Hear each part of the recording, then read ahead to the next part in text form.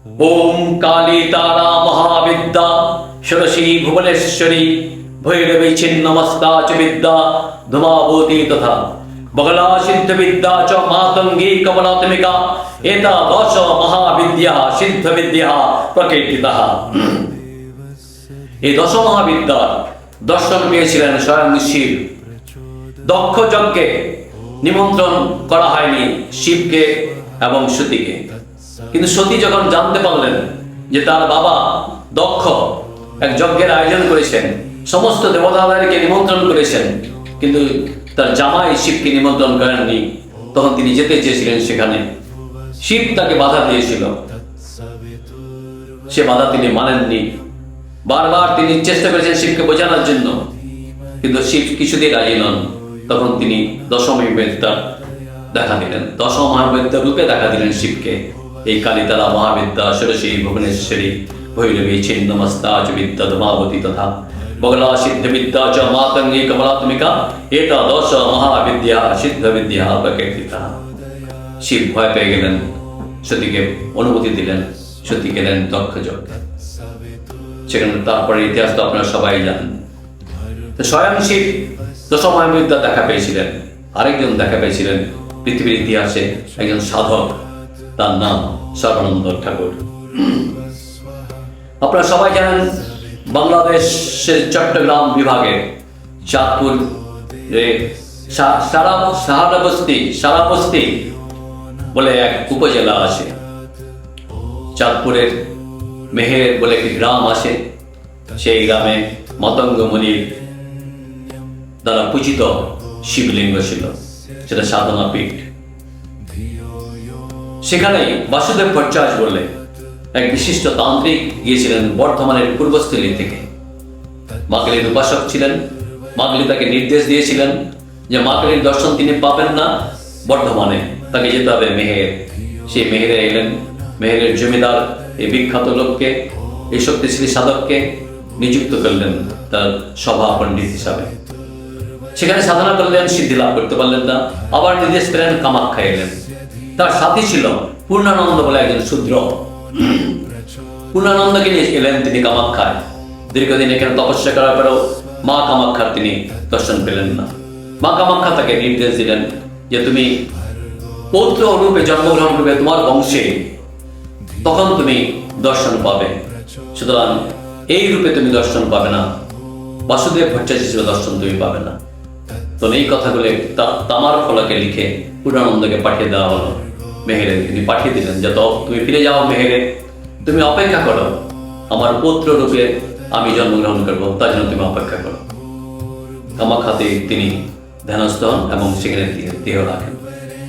সেই পুত্র রূপে জন্মগ্রহণ করেন মেহেরে, তখন তার নাম হয় সর্বানন্দ, মহাপুরুষ সর্বানন্দ। তার ভাই মহাপণ্ডিত, জমিদার স্বভাব, তারা সভাপণ্ডিত জমিদার জানতেন এই সর্বানন্দ মহামূর্খ। যে একদিন সভায় গিয়েছেন সর্বানন্দ, তার সাথে সর্বানন্দের পুত্র এবং তার বড় ভাই। জমিদারের চোখ পড়ল সর্বানন্দের উপর। জিজ্ঞেস করলেন আজকে কি তিথি? সর্বানন্দ বললেন আজকে পূর্ণিমা তিথি। সেদিন ছিল ঘোর অমাবস্যা। উপহাস, ঠাট্টা, বিদ্রুপ করে তাকে রাজসভা থেকে তাড়িয়ে দেওয়া হলো। এলেন ঘরে, পুত্র সেখানে উপস্থিত ছিলেন। এসে তার মাকে সব জানালেন। তার স্ত্রীও তাকে লাঞ্ছনা, গঞ্জনা, তিরস্কার করলেন। বাড়ির সবাই তাকে তিরস্কার করলেন। বেরোলেন বাড়ি থেকে।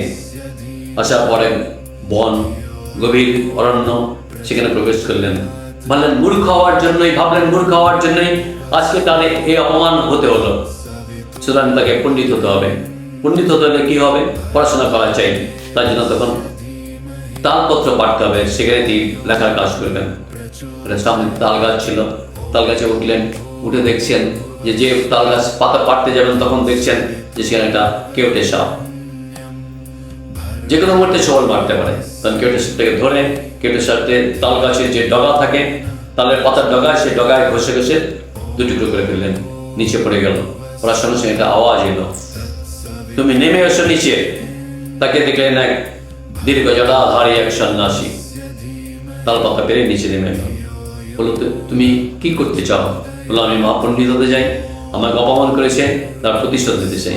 বলে তো সাধারণ ব্যাপার এটা, তুমি সর্ববিদ্যা, আমি তোমাকে সর্ববিদ্যায় দীক্ষা দিচ্ছি, এটা গ্রহণ করো, সমস্ত সমস্যার সমাধান হয়ে যাবে। কিছুতে মানতে চায় না। তখন বলে দেখো আমার মন্ত্রের শক্তি, সর্ববিদ্যা মন্ত্রের শক্তি দেখো। বলে অল্প জল নিয়ে সেই কাটা সাপটাতে ছিটিয়ে দিলেন, সঙ্গে সেই সাপটা প্রাণ পেয়ে ধীরে ধীরে মাথা উঁচু করে প্রণাম করে বেরিয়ে গেল, জঙ্গলের দিকে চলে গেল। সর্বানন্দকে তিনি দীক্ষা দিলেন, বললেন যে বাকিটা পূর্ণানন্দ তোমাকে বলে দেবে। সবের উপর সাধনা করতে হবে, চণ্ডালের সবের উপরে সাধনা করতে হবে, এবং পূর্ণানন্দ সেই চণ্ডাল সব রূপ ধারণ করবে, তুমি তার উপর সাধনা করবে। তাকে খুঁজতে খুঁজতে পূর্ণানন্দ এসে উপস্থিত, বাড়িতে অনেকক্ষণ তাকে দেখতে পায়নি। পূর্ণানন্দ সব কিছু জানতো, এসে তাকে বললো যে আমি সমস্ত ব্যবস্থা করছি, সাধনার ব্যবস্থা করছি, আর এই হচ্ছে ইতিহাস। সে তাম্র ফলকটাও এনে দেখিয়ে দিল বাড়ি থেকে এনে, যে এখানে সব লেখা আছে। তোমার দাদু বাসুদেব ভট্টাচার্য তিনি সিদ্ধি লাভ করতে পারেননি, সুতরাং তিনি পুত্র রূপে, তুমি সর্বানন্দ রূপ ধারণ করতে নিয়ে এসছেন, তুমি আমি সব ব্যবস্থা করে সাধনা করো তুমি। হ্যাঁ, আমি যখন মৃত হয়ে সব হব, তারপরে তুমি সাধনা করবে, তখন তোমার সাধনায় তুষ্ট হয়ে যখন মা আসবেন, তখন জিজ্ঞেস করবে তুমি কি চাও, তখন বলবে যে পূর্ণদা জানে, আমি জানি না, পূর্ণদাদা জানে, বাস তাহলেই হবে। সে কথা মতো সাধনায় বসলেন, সিদ্ধি লাভ করলেন। মা এলেন, তাকে বর দিতে চাইলেন, তখন বললেন যে আমি জানি না, পূর্ণদাদা জানে। তখন মা বাধ্য হয়ে পূর্ণদাদা প্রাণ সঞ্চয় করলেন। তখন বললেন যে পূর্ণদাদা বললেন যে আমাদের দশম মহাবিদ্যা তোমার রূপ। মা এসেছিলেন সেখানে 16 রূপ ধরে। বললাম দশম মহাবিদ্যা রূপ দেখতে চাই। 1, 2 নাম্বার, যাতে এই পরিবার সবসময় তোমার প্রতি মতি থাকে। 2 আর 3, আজকে যে অপমান করা হলো রাজসভায়, আজকে ঘোর অমাবস্যা পূর্ণিমা বলা হয়েছিল অজ্ঞতার জন্য, আজ যেন অমাবস্যা জায়গায় পূর্ণিমা হয়, এখন যেন সমস্ত আকাশ যেন পূর্ণিমায় আলোয় আলোকিত হয়, এই আমাদের প্রার্থনা। মা বললেন তথাস্তু। দশমহাবিদ্যার রূপ দেখালেন। সেই রাত্রে দশমহাবিদ্যার রূপ দেখলেন, স্বয়ং শিব দেখেছিলেন, আর দেখলেন সর্বানন্দ ঠাকুর আর তার পূর্ণানন্দ, দুজন পৃথিবীর ইতিহাসে এক ব্যতিক্রম। এবং সেই দিনই, সেই রাত্রেই সমস্ত আকাশ, মেঘের আকাশ পূর্ণিমার আলোয় আলোকিত হয়ে গেল। জমিদারের ঘুম ভেঙে গেল, পূর্ণিমার আলো দেখে সবাই বলাবলি করতে থাকলো। ঘটনা কি হলো? জমিদার বুঝতে পারলেন যে আজকের সভায় আমি যে অপমান করেছিলাম, নিশ্চয়ই এটা কোনো অঘটন ঘটেছে। পরদিন তিনি খবর নিয়ে জানতে পারলেন সর্বানন্দ ঠাকুরের সর্বানন্দ ঠাকুর সিদ্ধি লাভ করেছে, এবং তার জন্যই আকাশে পূর্ণিমার চাঁদ উঠেছিল। নমস্কার, ধন্যবাদ।